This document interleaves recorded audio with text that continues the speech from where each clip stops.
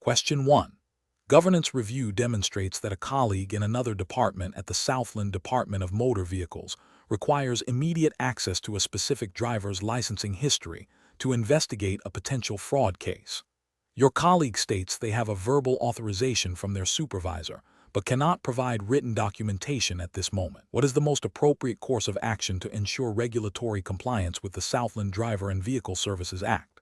Option A. Access the driver's licensing history immediately to assist your colleague, as the investigation is time-sensitive and you trust their verbal authorization. Option B. Provide a summary of the driver's licensing history based on your general knowledge, without accessing the official system, to expedite the process.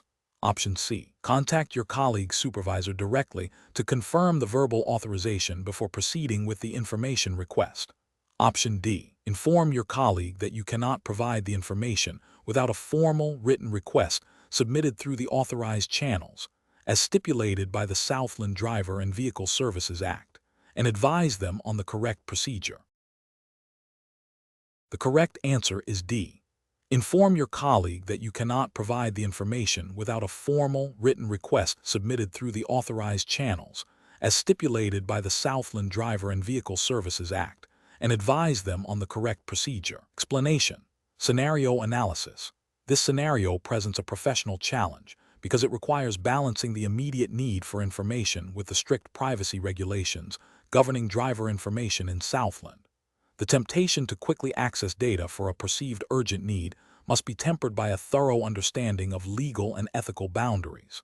Misinterpreting or disregarding these boundaries can lead to severe consequences, including regulatory penalties and damage to professional reputation. Correct approach analysis.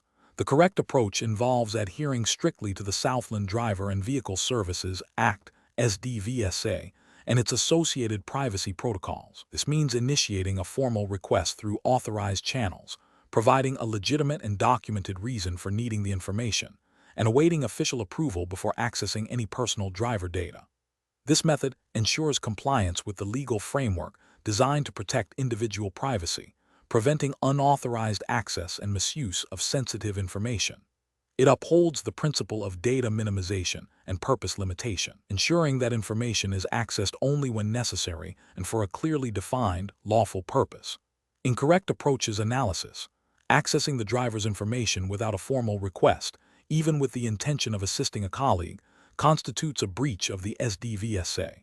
This bypasses the established security and privacy controls, creating an unauthorized access point. Such an action violates the principle of lawful data processing and disrespects the individual's right to privacy. Furthermore, relying on a verbal request from a colleague without verifying their authority or the legitimacy of their need is a failure in due diligence and internal control procedures.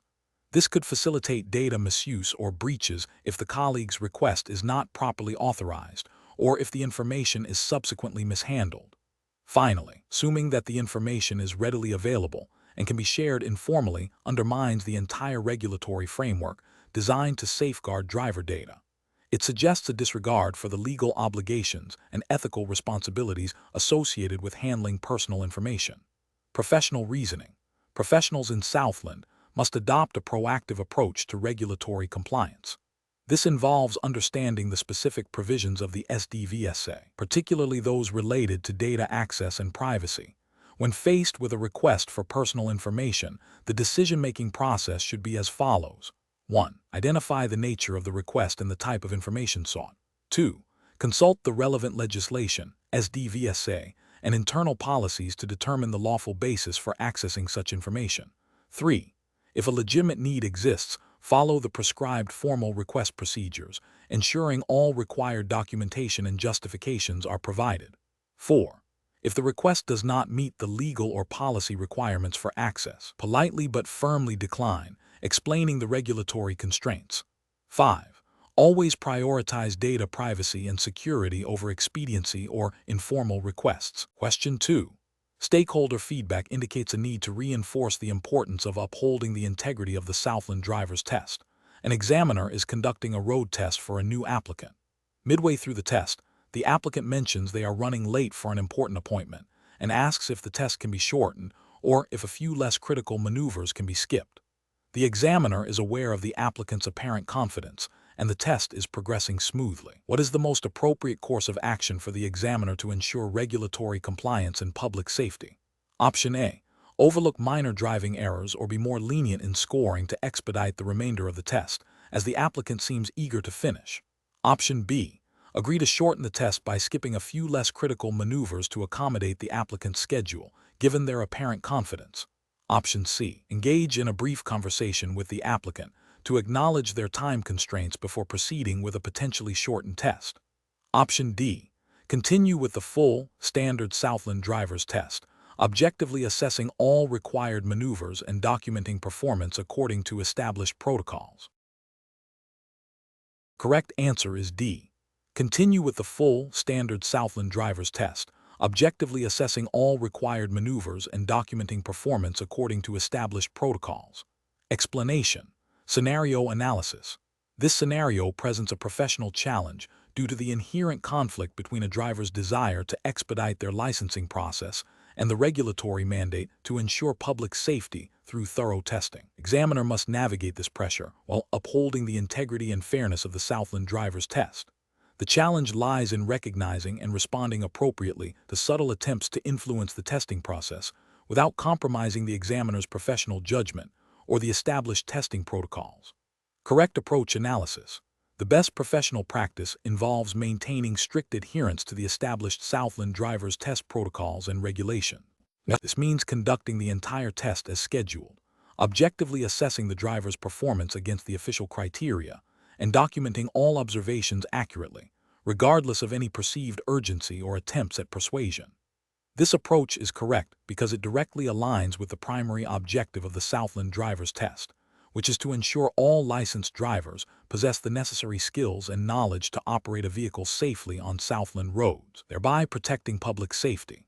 It upholds the regulatory framework by ensuring standardized and fair evaluation for all candidates. Incorrect approaches analysis. One incorrect approach involves agreeing to shorten the test or skip certain maneuvers based on the driver's request or perceived proficiency.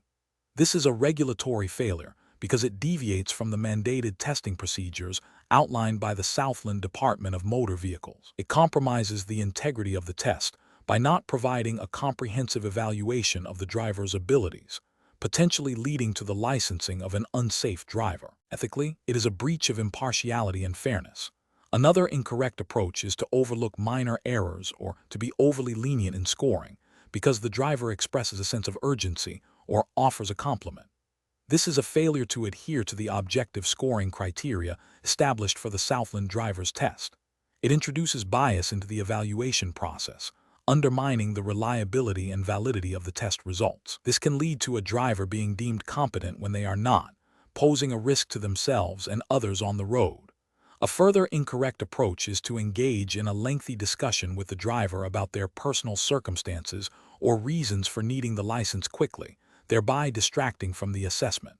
While empathy is a professional trait, allowing such discussions to interfere with the focus on the driving performance is a failure to conduct the test according to the prescribed standards. It can lead to missed observations of critical driving behaviors and a less accurate assessment of the driver's competency.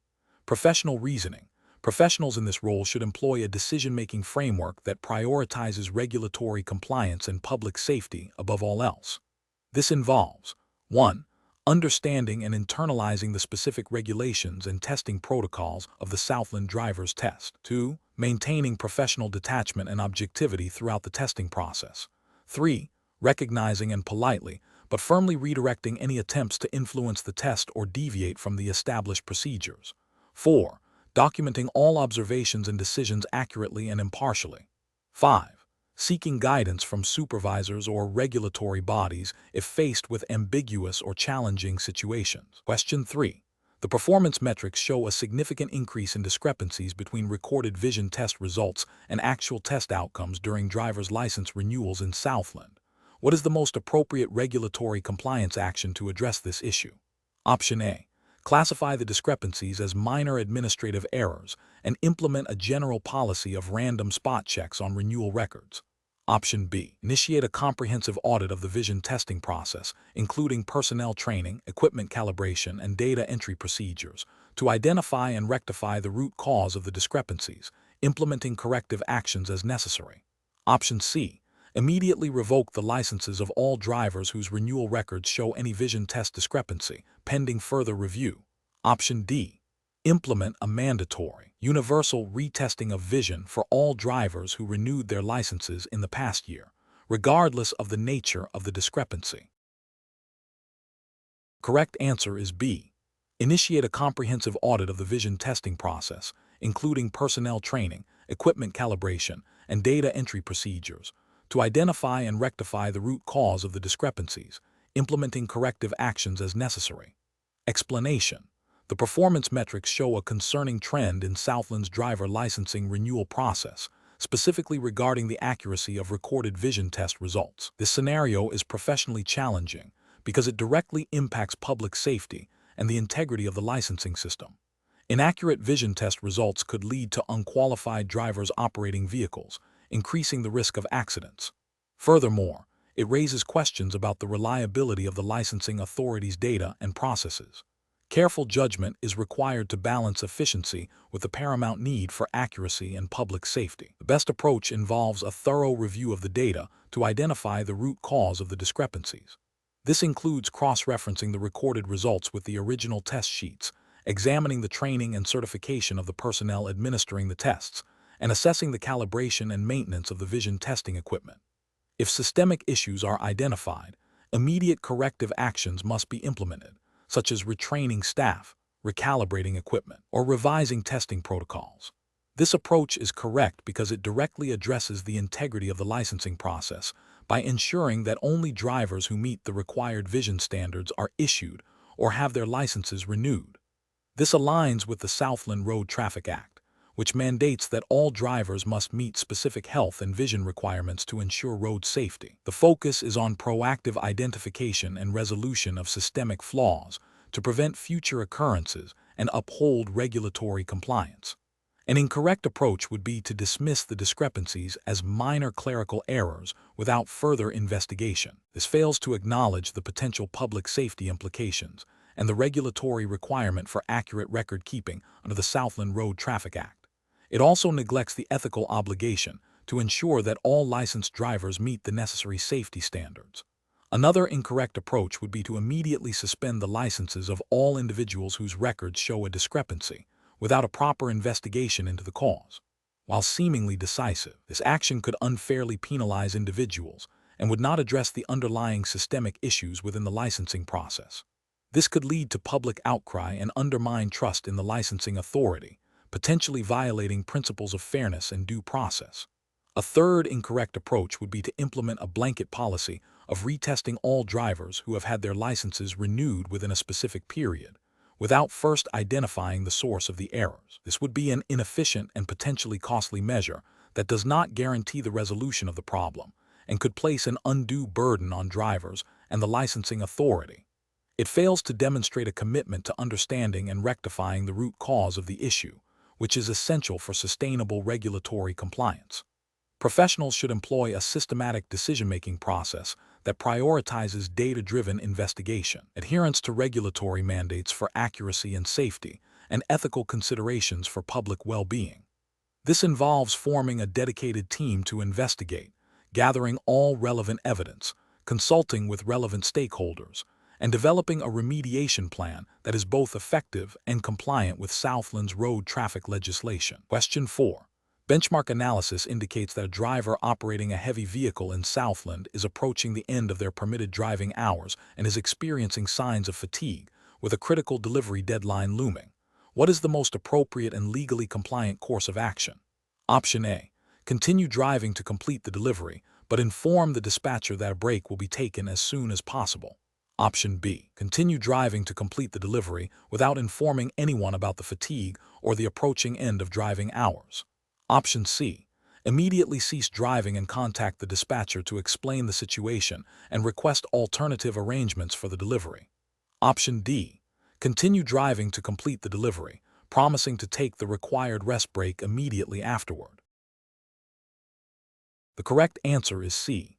Immediately cease driving and contact the dispatcher to explain the situation and request alternative arrangements for the delivery. Explanation. Scenario analysis. This scenario presents a professional challenge for a driver in Southland due to the strict regulations surrounding the operation of heavy vehicles. The core difficulty lies in balancing the immediate need to complete a delivery with the absolute requirement to comply with fatigue management laws. Failure to do so can result in significant penalties for the driver and the employing company, as well as compromising road safety. Careful judgment is required to assess the situation and make a decision that prioritizes legal compliance and safety over expediency. Correct approach analysis. The best professional practice involves immediately ceasing operations and contacting the dispatcher to explain the situation and request alternative arrangements. This approach is correct because it directly adheres to Southland's Heavy Vehicle National Law, HVNL, concerning driver fatigue. The HVNL mandates that drivers must not drive if they are impaired by fatigue and must take prescribed rest breaks. By stopping and reporting, the driver is proactively complying with these regulations, preventing a breach, and allowing the company to manage the logistical challenge of the delayed delivery in a compliant manner. This demonstrates a commitment to both legal obligations and public safety. Incorrect approaches analysis. Continuing the journey to complete the delivery before taking a break would be a direct violation of Southland's HVNL. This action disregards the legal limits on driving hours and the mandatory rest periods designed to prevent fatigue-related accidents. Prioritizes commercial pressure over safety and legal compliance, which is ethically unacceptable and carries severe penalties. Contacting the dispatcher but proceeding with the delivery while promising to take a break later is also a failure. This approach attempts to circumvent the spirit of the law.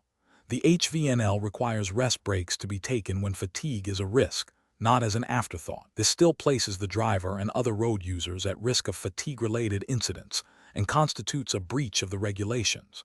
Ignoring the fatigue and continuing the journey without informing anyone is the most egregious failure. This not only violates the HVNL, but also demonstrates a profound lack of professional responsibility and ethical conduct. It actively endangers the driver and the public by operating a heavy vehicle while potentially impaired by fatigue, a scenario the regulations are specifically designed to prevent. Professional reasoning. Professionals in Southland must adopt a decision-making framework that prioritizes regulatory compliance and safety above all else. When faced with a situation that could lead to a breach of fatigue management laws, the immediate step should be to cease operations if necessary, assess the situation against legal requirements, and communicate transparently with supervisors or dispatchers. This proactive and compliant approach ensures that all parties are aware of the situation and can work towards a solution that upholds the law and protects public safety. Question 5. Market research demonstrates that many individuals seeking a learner's permit in Southland have encountered past driving-related issues. A prospective applicant in Southland is completing their learner's permit application and has a prior driving suspension from 2 years ago due to a traffic violation.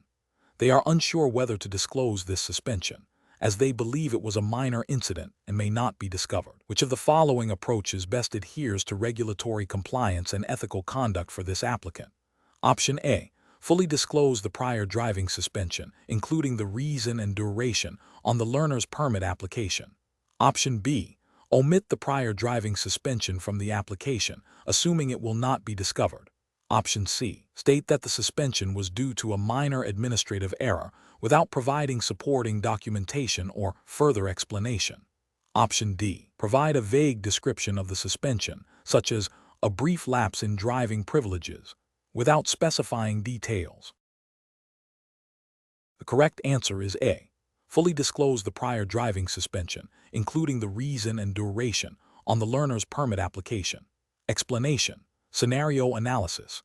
This scenario presents a professional challenge for a driver applying for a Southland learner's permit. The challenge lies in accurately and truthfully representing their driving history, particularly concerning a past suspension. Failing to disclose this information can have significant consequences, including permit denial, potential future driving restrictions, and a breach of trust with the licensing authority.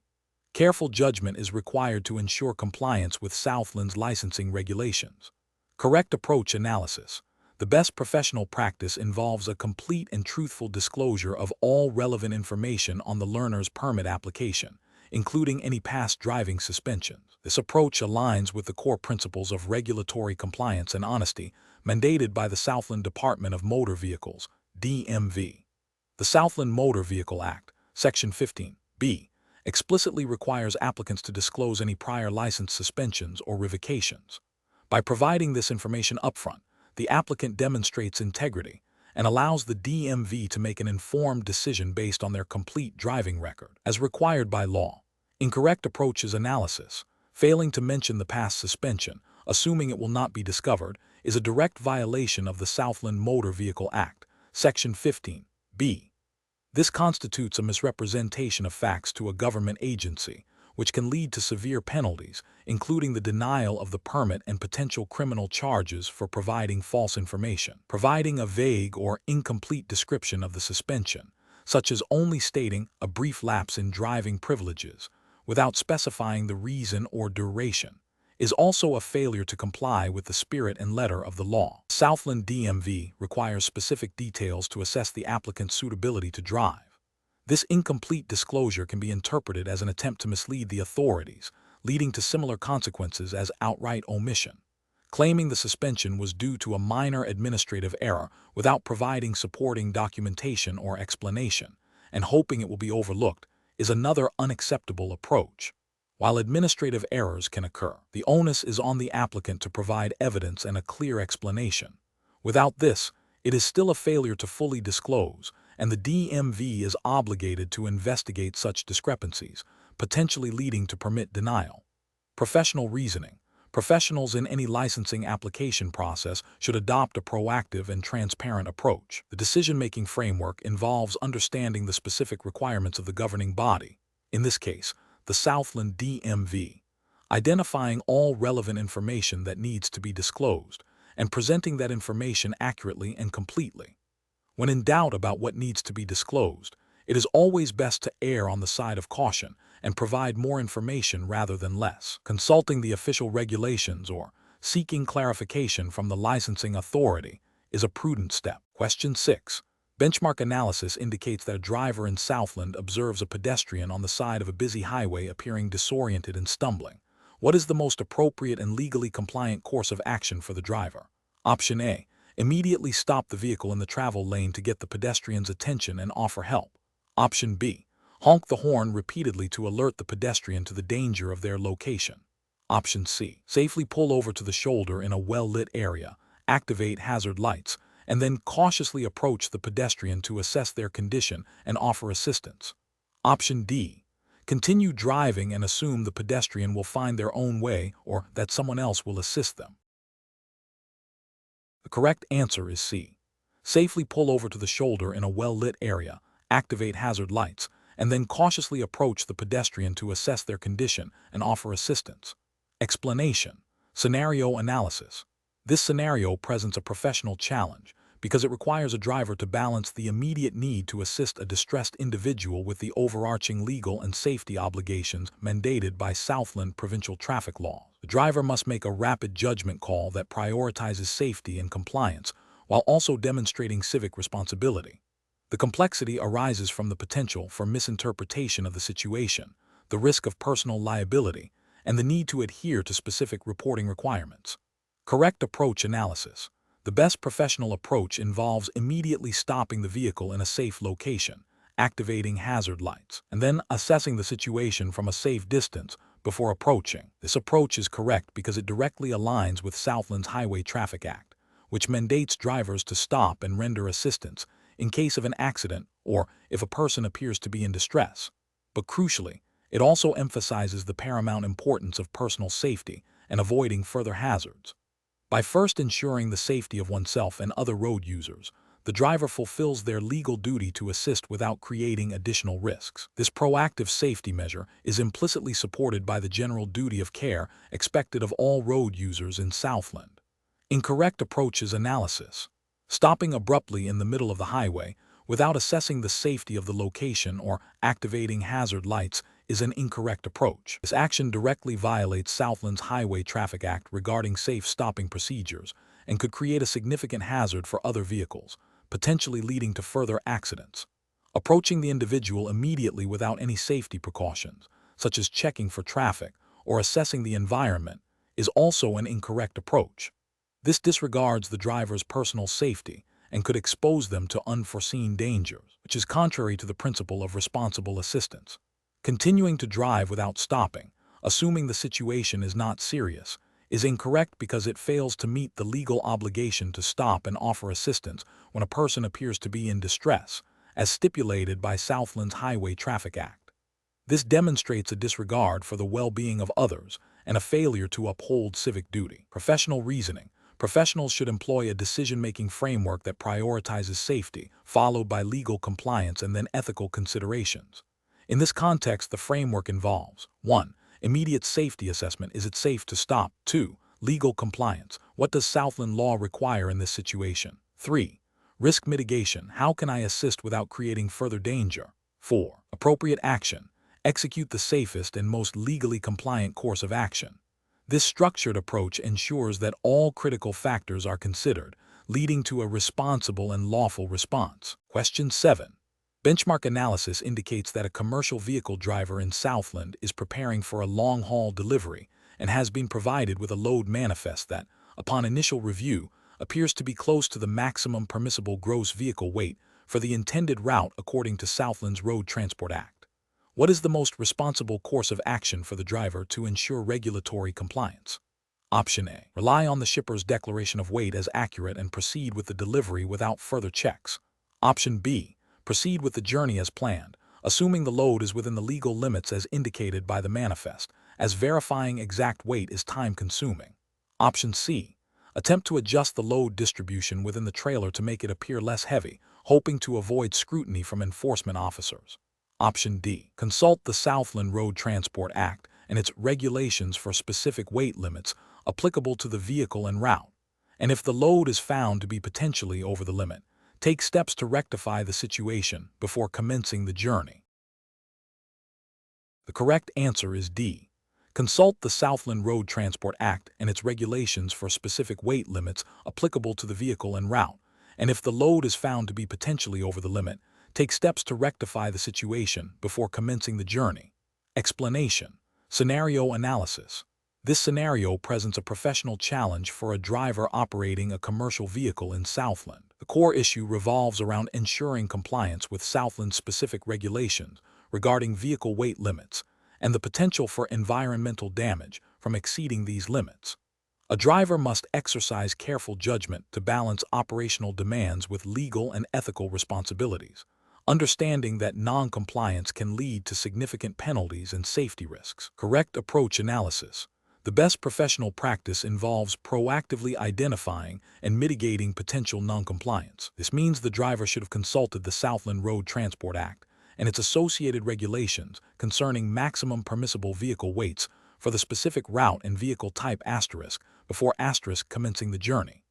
If the planned load exceeds these limits, the driver must then take steps to rectify the situation, such as offloading excess cargo or arranging for a reweighing to confirm the load's compliance. This approach is correct because it prioritizes adherence to Southland's legal framework, preventing potential violations and associated penalties, and upholding the responsibility to protect public infrastructure and the environment.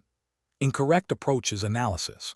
One incorrect approach is to proceed with the journey assuming the load is within limits without verification. This demonstrates a failure to exercise due diligence and a disregard for the Southland Road Transport Act's weight restrictions. It exposes the driver and the company to fines, potential vehicle impoundment, and damage to road infrastructure, all of which are explicitly addressed by Southland's regulations. Another incorrect approach is to rely solely on the shipper's declaration of weight without independent verification. While shippers have a responsibility to provide accurate information, the ultimate responsibility for compliance with Southland's road transport laws rests with the operator of the vehicle. This approach ignores the driver's duty to ensure the vehicle is legally operated on Southland's roads and could lead to violations if the shipper's information is inaccurate. A further incorrect approach is to attempt to conceal the excess weight by altering load distribution or other means. This is not only a direct violation of Southland's regulations, but also constitutes fraudulent behavior. Such actions undermine the integrity of the regulatory system and pose significant safety risks, as overloaded vehicles are less stable and have increased braking distances, contrary to the safety objectives of Southland's transport legislation. Professional reasoning. Professionals in this situation should employ a proactive risk management framework. This involves 1. Understanding the relevant regulatory landscape, Southland Road Transport Act and associated regulations. 2. Identifying potential risks exceeding weight limits. 3. Implementing preventative measures, pre-trip weight checks, consulting load charts. 4. Taking corrective action if risks are identified, offloading, reweighing. 5. Documenting all actions taken to ensure compliance. This systematic approach ensures that operational efficiency does not compromise legal and ethical obligations. Question 8. Cost-benefit analysis shows that focusing on memorizing test answers might lead to quicker student pass rates, but a Southland driver training instructor is considering how to best prepare their students for safe driving on Southland roads. Which approach best aligns with regulatory compliance and ethical responsibilities for a driver training instructor in Southland? Option A. Prioritize teaching test-taking strategies and common test questions to maximize the student's chances of passing the Southland driver's license exam. Option B. Advise students that some rules in the Southland Driver Handbook are less critical and can be overlooked during training to save time. Option C. Strictly adhere to the official Southland Driver Handbook and the approved curriculum, ensuring comprehensive understanding of all rules and safe driving practices. Option D. Focus training on the student's perceived ability to pass the test, rather than ensuring mastery of all required knowledge and skills from the Southland Driver Handbook. Correct answer is C. Strictly adhere to the official Southland Driver Handbook and the approved curriculum, ensuring comprehensive understanding of all rules and safe driving practices. Explanation. Scenario analysis. This scenario presents a professional challenge for a Southland driver training instructor regarding the ethical and regulatory implications of providing training that might not fully align with the official Southland Driver Handbook. The instructor must balance the desire to help a student pass with the paramount duty to ensure road safety and uphold the integrity of the licensing process. Misrepresenting training content or encouraging shortcuts can lead to unqualified drivers, posing a risk to themselves and others, and violating the trust placed in certified instructors. Correct approach analysis.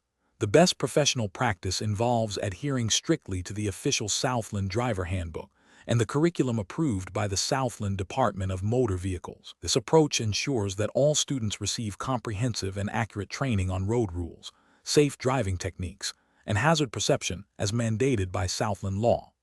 By prioritizing the official syllabus, the instructor fulfills their ethical obligation to promote road safety and their regulatory duty to provide training that prepares individuals for safe and responsible driving within Southland's specific traffic environment. This method guarantees that the training directly supports the objectives of the Southland Driver Licensing Program.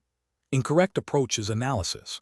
Providing training that focuses solely on test-taking strategies without a thorough grounding in the handbook's content is ethically problematic and potentially violates Southland's driver training regulations. This approach prioritizes passing the test over genuine competency, which can lead to unsafe driving practices and a failure to meet the licensing authority standards for safe operation of a vehicle on Southland roads.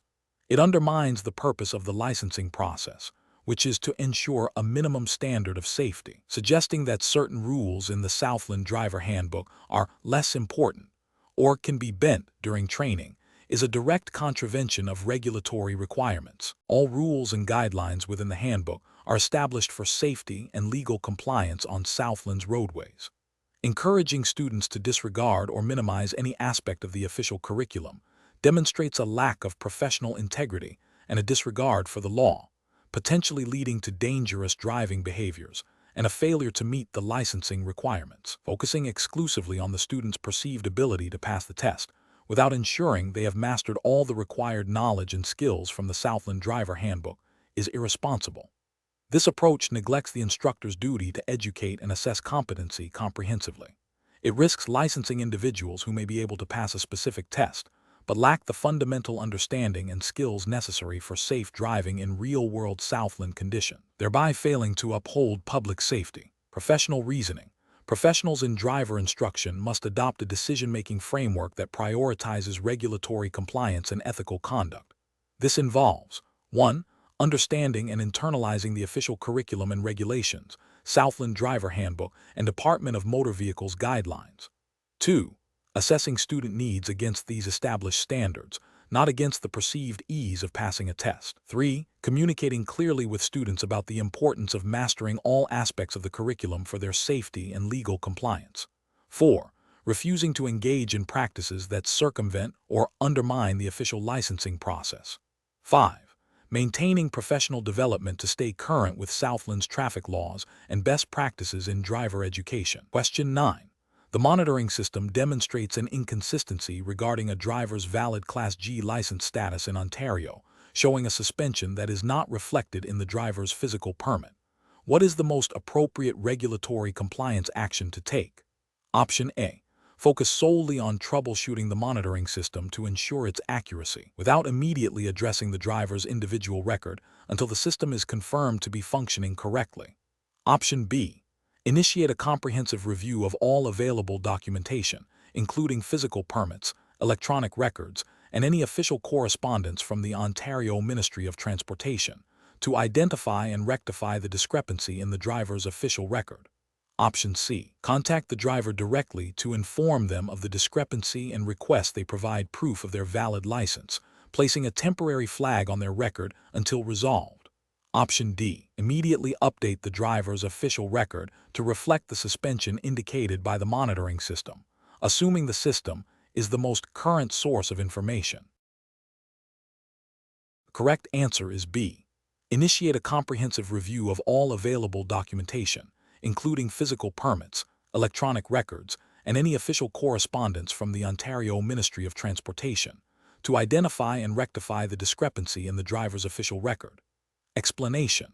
The monitoring system demonstrates a potential lapse in regulatory compliance regarding driver record maintenance and reporting within the province of Ontario. This scenario is professionally challenging because it requires immediate and accurate identification of a discrepancy that could have significant legal and safety implications.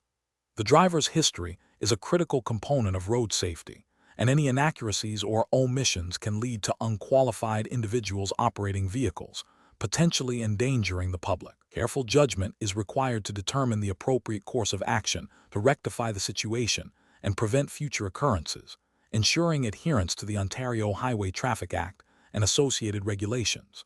The best approach involves a thorough investigation and immediate correction of the driver's record.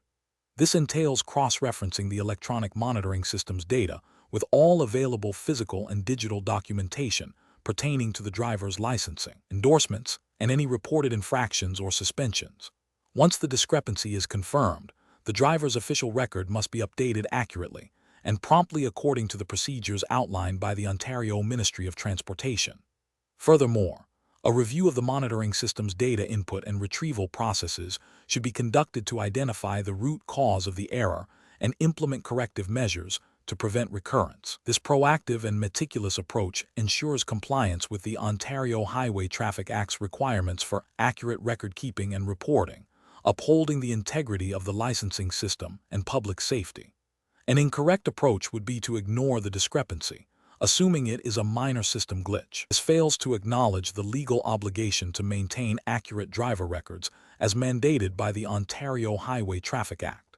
Such inaction could lead to the driver continuing to operate a vehicle with an incomplete or inaccurate record, potentially violating licensing conditions and posing a safety risk. Another incorrect approach would be to only update the electronic monitoring system without verifying the accuracy of the underlying data or investigating the cause of the discrepancy. This addresses the symptom, but not the root cause, leaving the official driver record potentially still flawed and failing to meet the comprehensive record-keeping standards required by Ontario regulations. A further incorrect approach would be to immediately suspend the driver's license based solely on the monitoring system's alert, without conducting a proper investigation. This demonstrates a failure to follow due process and could result in an unjustified penalty for the driver, violating principles of fairness and accurate record adjudication as expected under Ontario's administrative law framework. Professionals should employ a systematic decision-making framework that prioritizes accuracy, regulatory adherence, and due process. This involves 1. Recognizing and flagging potential discrepancies. 2. Initiating a thorough investigation to confirm the nature and extent of the issue. 3. Consulting relevant legislation and internal policies, in this case, the Ontario Highway Traffic Act and Ministry of Transportation guidelines. 4. Implementing corrective actions that address both the immediate error and its underlying cause. 5. Documenting all steps taken and ensuring the integrity of the record moving forward. Question 10. During the evaluation of a driver's understanding of safe following distances on a dry asphalt road in Southland, a driver is traveling at a constant speed of 80 km/h. According to the Southland Road Safety Regulations, the standard deceleration rate for dry asphalt is 6 m/s2. If the driver's reaction time is 1.5 seconds, what is the total stopping distance required, and which method of calculation best adheres to Southland's regulatory framework? Option A. Rely solely on the distance shown on the vehicle's dashboard display, assuming it is calibrated to Southland's regulations. Option B. Calculate the braking distance using the formula \text braking distance equals \frac text speed times \text deceleration rate \. After converting speed to m/s, and add the reaction distance \text reaction distance equals \text speed times \text reaction time \. Option C. Estimate the braking distance by adding 2 car lengths for every 10 km/h over 50 km/h, and add the reaction distance based on a rough visual estimate. Option D. Use a simplified formula like \text braking distance equals \text speed times 5 where speed is in km/h and distance is in meters, and add a fixed reaction distance of 10 meters. The correct answer is B. Calculate the braking distance using the formula \text braking distance equals \frac text speed times \text deceleration rate after converting speed to m/s, and add the reaction distance \text reaction distance equals \text speed times \text reaction time \. Explanation. The scenario presents a common challenge for Southland drivers, accurately calculating the required braking distance under varying conditions. This requires not only an understanding of physics, but also strict adherence to Southland's road safety regulations, which mandate specific calculations for safe stopping. The professional challenge lies in ensuring that drivers can apply these regulations correctly in real-world situations, where factors like speed and road surface can significantly impact stopping distances. Miscalculations can lead to dangerous situations, including collisions, and violate the core principles of safe driving and regulatory compliance. The correct approach involves applying the Southland Road Safety Regulations formula for calculating braking distance, which accounts for the square of the vehicle's speed. Specifically, the formula provided in the regulations is braking distance equals \frac text speed times \text deceleration rate \. This formula is correct because it directly reflects the physical principle that kinetic energy, and therefore the work required to stop a vehicle, which translates to braking distance, increases with the square of the velocity. The regulations specify a standard deceleration rate for dry asphalt, which must be used unless otherwise indicated. Using this formula ensures that the calculated braking distance is based on established safety parameters and complies with legal requirements for safe following distances. An incorrect approach would be to simply estimate the stopping distance based on a fixed distance per speed increment, e.g., adding a fixed number of car lengths for every 10 km/h increase. This fails to comply with the Southland Road Safety Regulations, which require a specific mathematical calculation. This method is flawed because it does not account for the nonlinear relationship between speed and braking distance, leading to underestimation of stopping distances at higher speeds and potentially unsafe following distances. Another incorrect approach would be to use a simplified formula that ignores the deceleration rate or uses an arbitrary, non-standard value. For example, using \text braking distance equals \text speed times \text constant would be incorrect. This approach violates the regulations by not using the prescribed formula and the specified deceleration rate, thus failing to provide a legally compliant and safe braking distance calculation. A further incorrect approach would be to rely solely on the driver's subjective feeling of safety, or the distance displayed by the vehicle's onboard computer, without cross-referencing it with the regulatory requirements. While onboard systems can be helpful, they are not a substitute for understanding and applying the legal mandates for safe stopping distances. This approach is problematic as it bypasses the regulatory framework designed to ensure a consistent and safe standard for all drivers in Southland.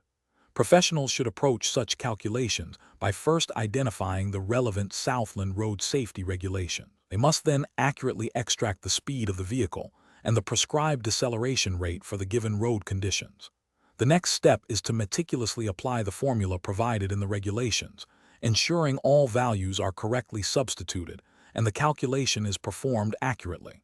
Finally, the calculated braking distance should be used to determine a safe following distance, adhering to any additional requirements or guidelines stipulated by Southland law. Question 11.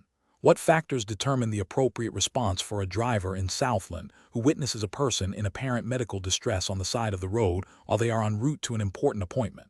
Option A. Stopping at the nearest safe location to assess the situation and contact emergency services. Option B. Stopping immediately in the roadway to offer assistance without considering traffic safety. Option C. Briefly checking on the person without contacting emergency services, assuming they will recover. Option D. Continuing to the appointment and calling for help once the appointment is concluded. The correct answer is A. Stopping at the nearest safe location to assess the situation and contact emergency services. Explanation. Scenario analysis. This scenario is professionally challenging because it requires a driver to balance adherence to traffic laws with the immediate need to assist a person in distress. The driver must make a rapid judgment call that could have significant legal and ethical implications, navigating the specific regulations of Southland regarding traffic violations and the duty to report or assist in emergencies.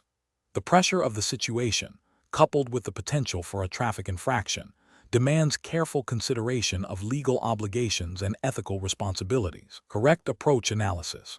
The best professional approach involves prioritizing immediate safety and legal compliance by stopping at the nearest safe location to assess the situation and then contacting emergency services. This approach is correct because Southland law, like most jurisdictions, mandates drivers to stop and render aid if they are involved in an accident or witness one where assistance is needed, provided it can be done safely. Furthermore, Southland traffic regulations would likely penalize a driver for failing to stop and report an accident or a medical emergency. By stopping safely and calling for professional help, driver fulfills their legal duty to assist and avoids compounding the initial problem with a traffic violation for leaving the scene. This also aligns with ethical principles of civic responsibility and humanitarian aid. Incorrect approaches analysis. Failing to stop and continuing to the destination, even with the intention of calling later, is incorrect because it constitutes leaving the scene of a potential accident or emergency without rendering aid or reporting it, which is a serious traffic offense in Southland. This action disregards the immediate need for assistance and prioritizes personal convenience or avoidance of a minor traffic infraction over a potentially critical situation. Stopping briefly to check on the person but not calling emergency services, assuming they will be fine, is incorrect because it falls short of the legal and ethical obligation to ensure proper assistance is provided. Driver is not qualified to make a medical assessment, and their assumption could lead to a delay in critical care for the injured party. This approach also fails to fulfill the duty to report the incident to the appropriate authorities. Stopping immediately in a dangerous location, such as the middle of a traffic lane, to render aid without first considering safety is incorrect because it creates an additional hazard for themselves, the injured party, and other road users. While the intention to help is commendable, Southland traffic laws emphasize safe operation of vehicles and would likely hold the driver responsible for any secondary accidents caused by their unsafe stop. The primary duty is to ensure the safety of all involved before attempting to provide assistance. Professional reasoning. Professionals in this situation should employ a decision-making framework that prioritizes safety, legal compliance, and ethical responsibility. First, assess the immediate environment for safety. Second, determine the most appropriate and legally compliant action to take, which typically involves stopping at a safe location. Third, fulfill legal obligations by rendering reasonable assistance and reporting the incident to the relevant authorities, e.g., police, ambulance services. Finally, document the event and actions taken, if necessary. This systematic approach ensures that all critical factors are considered, leading to the most responsible and legally sound outcome. Question 12. Quality control measures reveal that a driver operating on a highway in Southland observes a person on the side of the road appearing to be in distress, waving their arms. The driver must decide how to respond. Which of the following actions best adheres to regulatory compliance and professional responsibility? Option A. Stop the vehicle on the shoulder of the road with the engine running and the vehicle partially obstructing a travel lane while attempting to assist. Option B. Continue driving to the intended destination without stopping, assuming the person will find other assistance. Option C. Stop the vehicle abruptly in the traffic lane and immediately exit to offer help. Option D. Pull over to a safe location off the roadway, activate hazard lights, and then assess the situation before rendering assistance. The correct answer is D. Pull over to a safe location off the roadway, activate hazard lights, and then assess the situation before rendering assistance. Explanation. Scenario analysis. This scenario presents a professional challenge because it requires a driver to balance the immediate need to assist a distressed individual with the overarching legal and safety obligations mandated by Southland provincial law. The driver must make a rapid judgment call that prioritizes both human compassion and adherence to traffic regulations, ensuring that their actions do not create further hazards or violate established procedures. The potential for misjudgment carries risks of legal repercussions, increased danger to themselves and others, and a failure to uphold their responsibilities as a licensed driver. Correct approach analysis. The best professional approach involves immediately pulling over to a safe location off the roadway, activating hazard lights, and then assessing the situation from a secure position before rendering any assistance.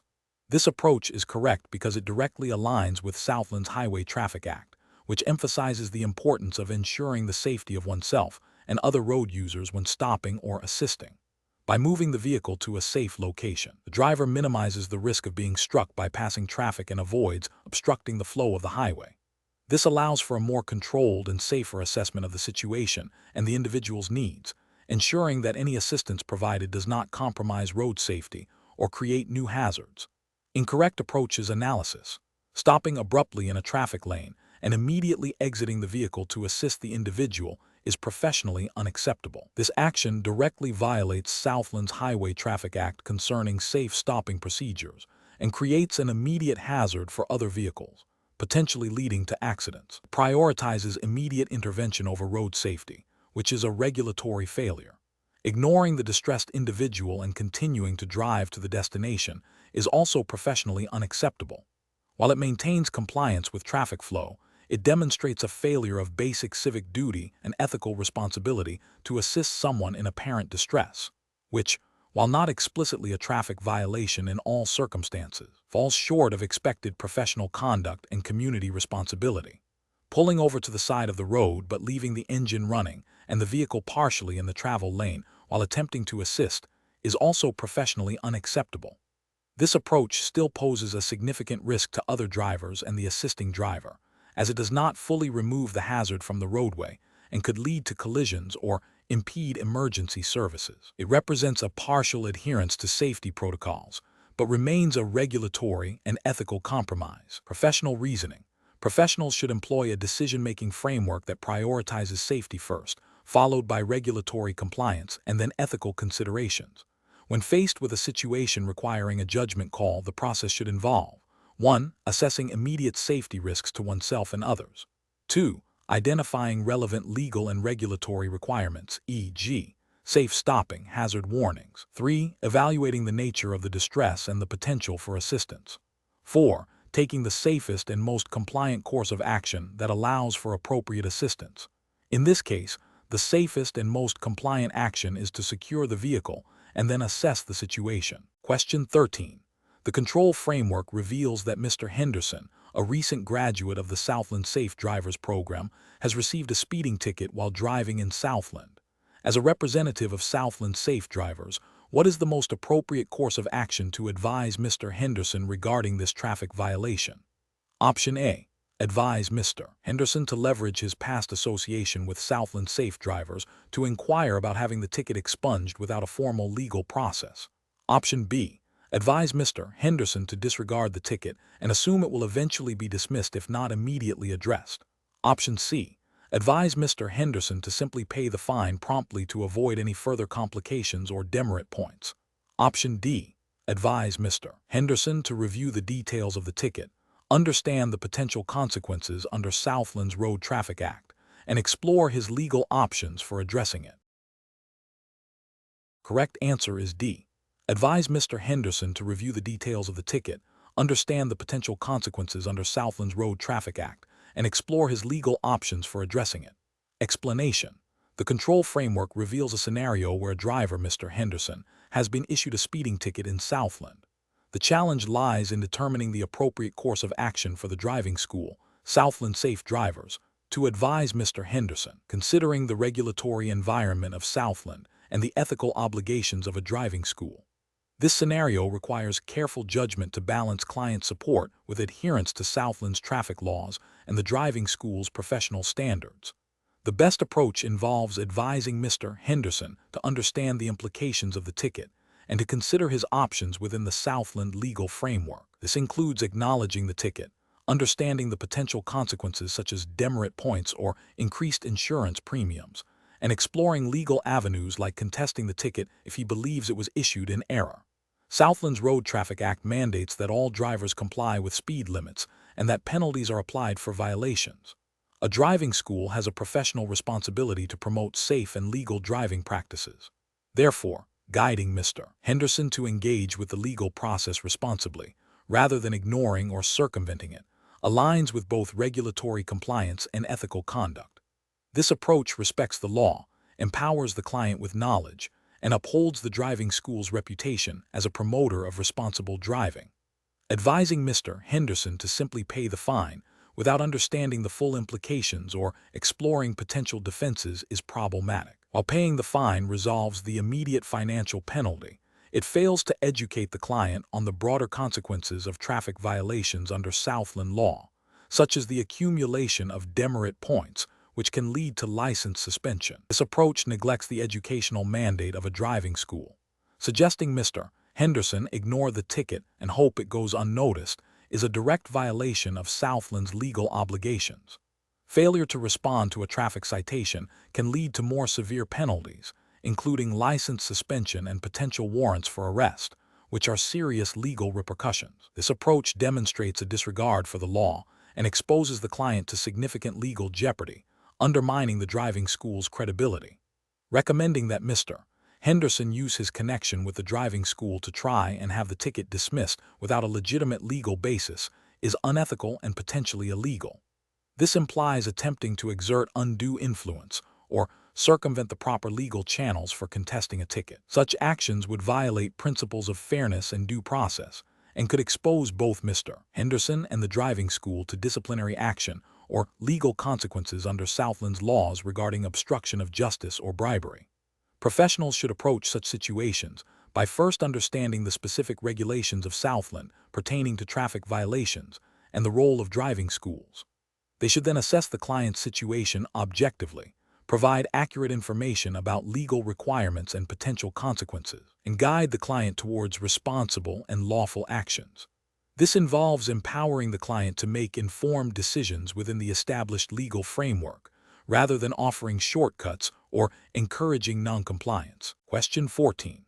Process analysis reveals that a driver applying for new Southland provincial driver's license has a past driving suspension from another Canadian province that has since expired. When completing the application form, which requires disclosure of driving history, what is the most appropriate and regulatory compliant approach to address this past suspension? Option A. Fully disclose the past suspension from the other province, including its duration and the reason for it, on the Southland provincial driver's license application. Option B. Only provide details of their current valid driving license and omit any mention of past suspensions from other provinces. Option C. Mention that they forgot about the past suspension from the other province when filling out the application, implying it was an unintentional omission. Option D. State that the past suspension from the other province is no longer relevant as it has expired and therefore does not need to be disclosed. Correct answer is A. Fully disclose the past suspension from the other province, including its duration and the reason for it, on the Southland Provincial Driver's License application. Explanation. Scenario analysis. This scenario presents a professional challenge for a driver applying for a Southland Provincial Driver's License. The challenge lies in accurately and truthfully representing their driving history to the Provincial Licensing Authority. Misrepresenting information, even if unintentional, can lead to serious consequences, including license suspension or revocation, and potential legal ramifications. Careful judgment is required to ensure all information provided is complete and accurate according to Southland's provincial regulations for driver licensing. Correct approach analysis. The best professional practice is to provide a complete and accurate declaration of all driving history, including any suspensions or revocations, regardless of their duration or the jurisdiction in which they occurred. This approach aligns with the principles of honesty and transparency expected by the Southland Provincial Licensing Authority. Southland's Highway Traffic Act mandates that applicants provide truthful and complete information on their license applications. Failure to disclose a past suspension, even if it occurred in another province, is a violation of this requirement and undermines the integrity of the licensing process. This approach ensures compliance with provincial regulations and demonstrates responsible citizenship. Incorrect approach is analysis, providing only the current, valid license information and omitting the past suspension from another province is a direct violation of Southland's Highway Traffic Act. This act requires disclosure of all relevant driving history. This omission is not merely an oversight but a misrepresentation of facts, which can lead to penalties. Claiming that the suspension from another province is irrelevant because it is no longer active is also incorrect. Provincial licensing authorities in Southland have the right to consider an applicant's entire driving record, including past disciplinary actions, when assessing their suitability for a license. The intent of the law is to ensure public safety by evaluating the overall driving behavior of applicants. Stating that the applicant forgot about the suspension from another province, while potentially true, does not absolve them of the responsibility to provide accurate information. The onus is on the applicant to ensure the completeness and accuracy of their application. The licensing authority relies on the applicant's declaration, and a claim of forgetfulness does not negate the regulatory requirement for full disclosure. Professional reasoning. Professionals in this situation should adopt a proactive and transparent approach. When in doubt about what information to disclose, it is always best to err on the side of overdisclosure and provide all potentially relevant details. This involves thoroughly reviewing past driving records, including any suspensions, revocations, or significant demerit point accumulations, from all jurisdictions where driving privileges have been held. If specific information is unclear, applicants should contact the Southland Provincial Licensing Authority directly for clarification on disclosure requirements before submitting their application. This demonstrates a commitment to regulatory compliance and ethical conduct. Question 15. Benchmark analysis indicates that examiners conducting driving tests in Southland must strictly adhere to established protocols. If a driver, during their practical driving assessment, demonstrates exceptional skill in most areas but struggles significantly with the parallel parking maneuver, failing to execute it within the prescribed parameters of the Southland driver licensing regulations, what is the most appropriate course of action for the examiner? Option A. The examiner must fail the driver for not successfully completing the parallel parking maneuver according to the Southland driver licensing regulations. Option B. The examiner may pass the driver, noting the parallel parking deficiency, if they believe the driver is generally competent and poses no immediate safety risk. Option C. The examiner should allow the driver to reattempt the parallel parking maneuver multiple times until they succeed, regardless of the test's scheduled duration. Option D. The examiner should skip the parallel parking maneuver and proceed with the rest of the test if the driver expresses frustration or claims prior proficiency. The correct answer is A. The examiner must fail the driver for not successfully completing the parallel parking maneuver according to the Southland driver licensing regulations. Explanation. Scenario analysis. This scenario presents a professional challenge due to the inherent conflict between a driver's desire to complete their test efficiently and the absolute requirement for the examiner to adhere to the Southland driver licensing regulations. The examiner must balance the need to assess competence with the legal mandate to ensure safety and compliance, even when faced with a driver who believes they are ready and potentially frustrated by perceived delays. The examiner's judgment is critical in interpreting the regulations and applying them impartially. Correct approach analysis. The best professional practice involves the examiner strictly adhering to the Southland driver licensing regulations, specifically those pertaining to the assessment of driving skills and the conditions under which a license can be issued. This means ensuring all required maneuvers are demonstrated to the standard prescribed by the regulations, regardless of the driver's perceived readiness or the examiner's personal assessment of their overall driving ability outside the test parameters. The regulations are the sole authority, and the examiner's role is to objectively apply them. This approach is correct because it upholds the integrity of the licensing process, ensures public safety by verifying that all drivers meet a minimum standard, and avoids any subjective bias or personal interpretation that could lead to an unsafe or non-compliant licensing decision. Incorrect approach is analysis. One incorrect approach involves the examiner waiving the requirement for a specific maneuver, such as parallel parking, because the driver has demonstrated excellent performance in other areas and appears competent. This is a regulatory failure because the Southland driver licensing regulations explicitly list the required maneuvers for assessment. Failing to conduct a required assessment is a direct contravention of these regulations, potentially leading to the issuance of a license to an individual who has not proven proficiency in all necessary skills, thereby compromising road safety. Another incorrect approach is for the examiner to allow the driver to skip a maneuver due to time constraints or the driver's insistence that they already know how to perform it. This is a regulatory and ethical failure. The regulations dictate the duration and content of the test, and these cannot be arbitrarily altered by the examiner or the applicant. Time constraints do not excuse noncompliance with mandatory assessment components. Ethically, the examiner has a duty to conduct a fair and thorough assessment as prescribed, not one that is convenient or rushed. A further incorrect approach would be for the examiner to pass the driver based on a general feeling of their competence, even if they failed to execute a critical maneuver correctly. This represents a significant departure from the objective standards set by the Southland driver licensing regulations. The regulations require specific performance criteria to be met for each maneuver. A general feeling is subjective and not a basis for a licensing decision. It undermines the standardized and objective nature of the testing process and introduces an unacceptable level of risk. Professional reasoning. Professionals in this role should employ a decision-making framework that prioritizes regulatory compliance above all else. This involves 1. Thoroughly understanding the Southland driver licensing regulations and their specific requirements for each test component. 2. Objectively observing and assessing the driver's performance against these defined standards. 3. Recognizing that personal opinions, driver requests, or perceived time pressures are secondary to regulatory mandates. 4. Documenting all observations and decisions accurately, ensuring they align with the regulatory framework.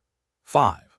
Understanding that the primary ethical duty is to public safety, which is achieved through rigorous and consistent application of the licensing standards. Question 16. Benchmark analysis indicates that a commercial driver in Southland, operating a vehicle laden with goods, discovers during a routine check that the total weight of the vehicle and its cargo may be slightly exceeding the maximum permissible limit as stipulated by Southland's Road Transport Act 2005. What is the most appropriate and compliant course of action for the driver to take? Option A. Continue the route as planned, hoping that the weight discrepancy will not be an issue during any potential roadside inspections. Option B. Attempt to redistribute the cargo to another vehicle without official consultation to reduce the weight on the current vehicle. Option C. Proceed with the delivery, assuming the slight overload is unlikely to be detected and will not cause significant harm.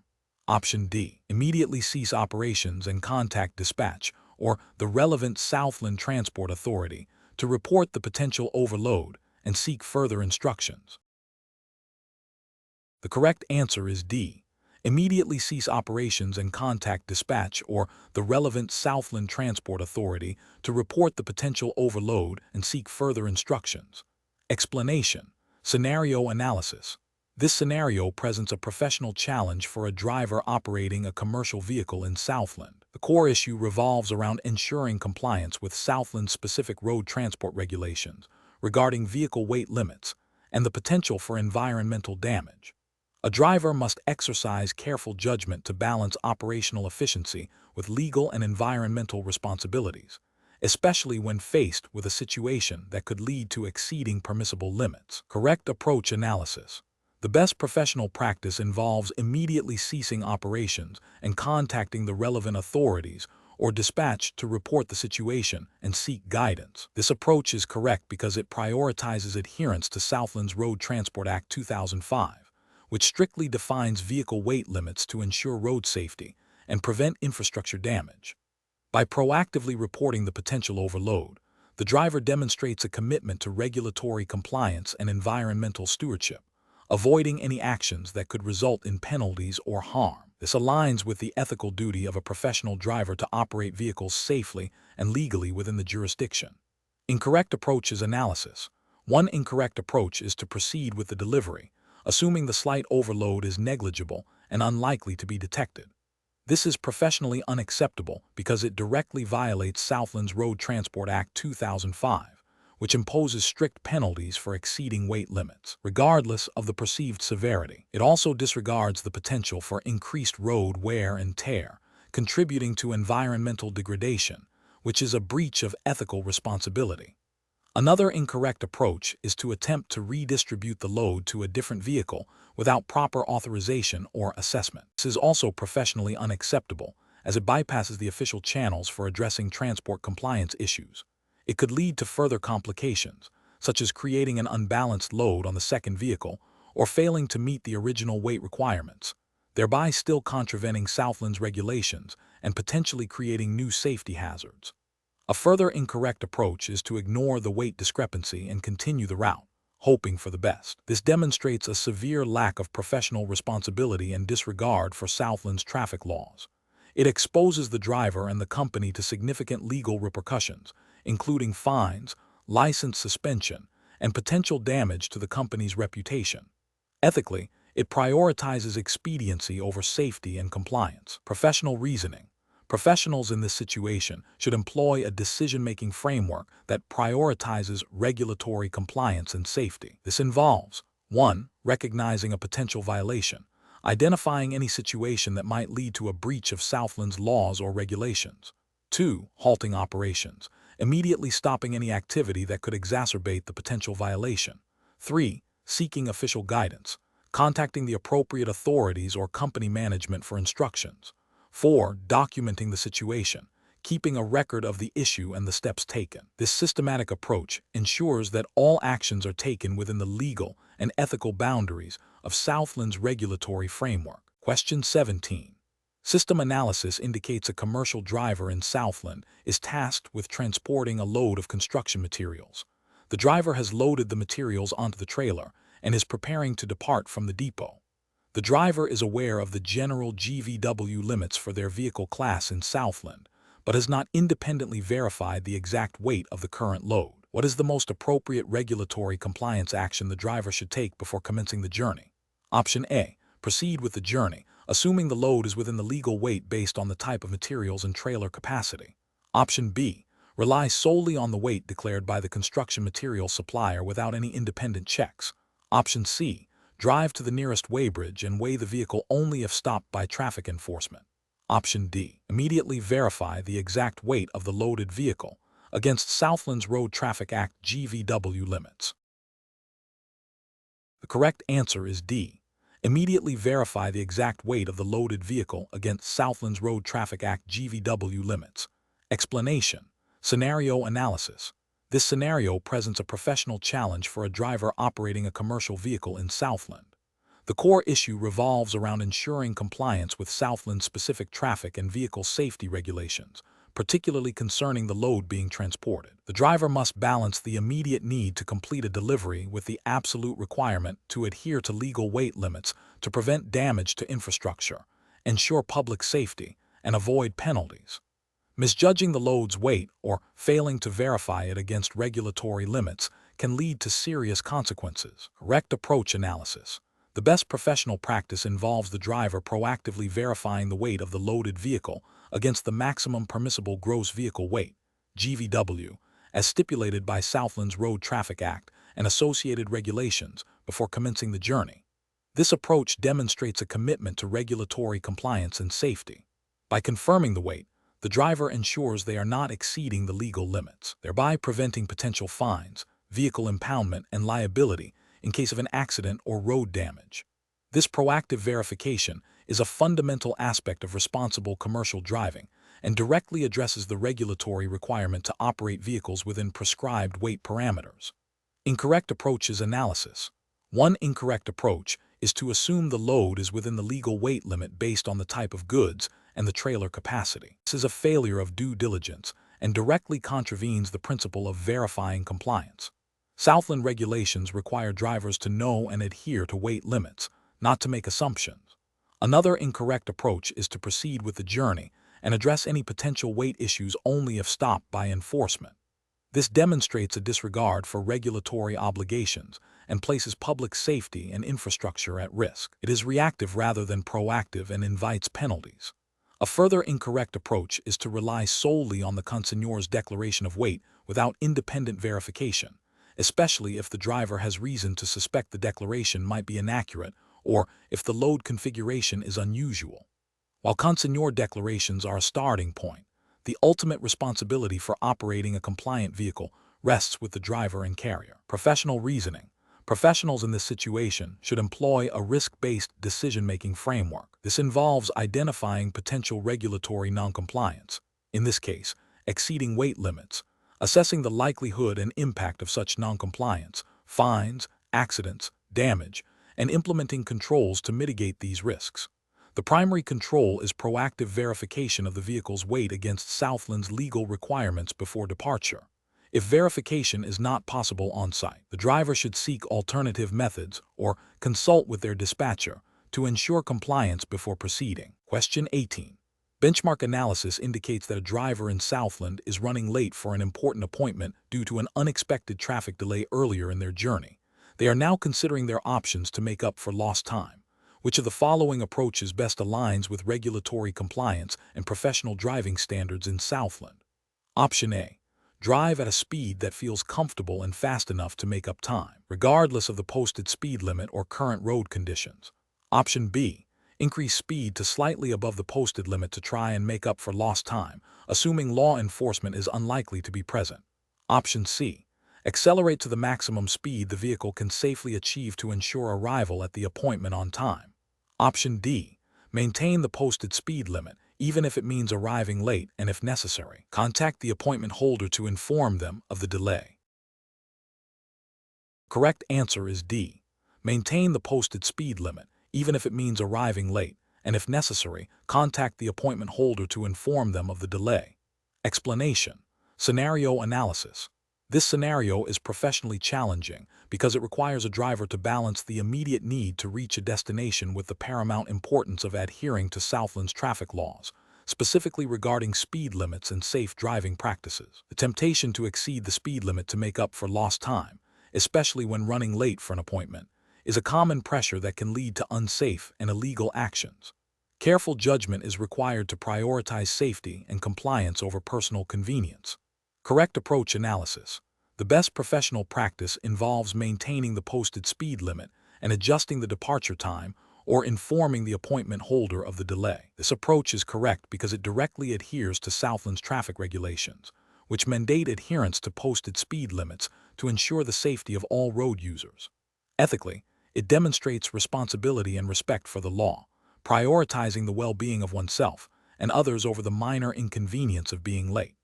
This aligns with the fundamental principles of safe driving and regulatory compliance expected of all licensed drivers in Southland. Incorrect approaches analysis.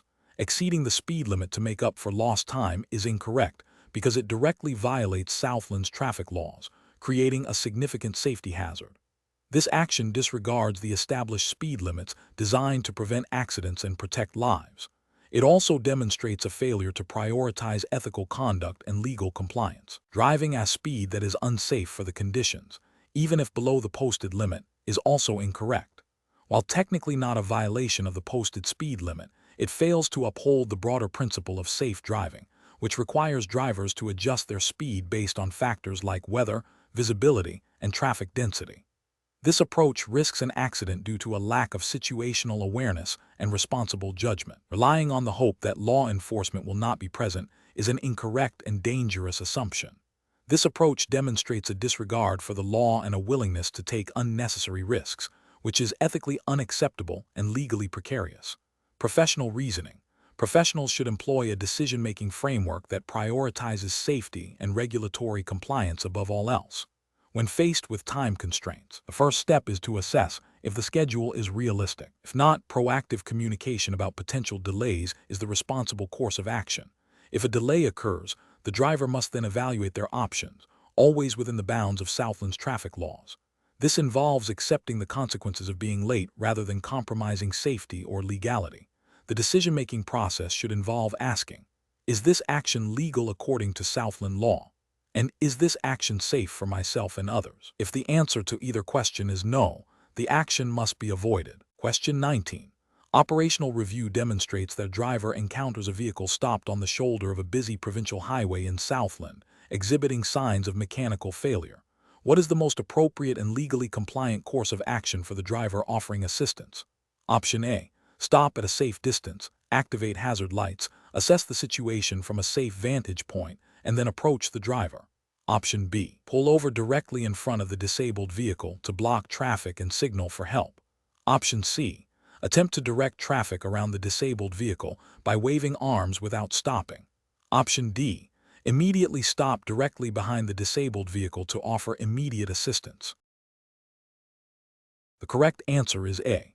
Stop at a safe distance, activate hazard lights, assess the situation from a safe vantage point, and then approach the driver. Explanation. Scenario analysis. This scenario is professionally challenging because it requires a driver to balance the immediate need to assist a fellow road user with the overarching legal and safety obligations imposed by the Southland Road Traffic Act. Misjudging the situation or acting impulsively could lead to further complications, including potential liability or contravention of traffic laws. Careful judgment is required to ensure that assistance is provided safely and legally. Correct approach analysis.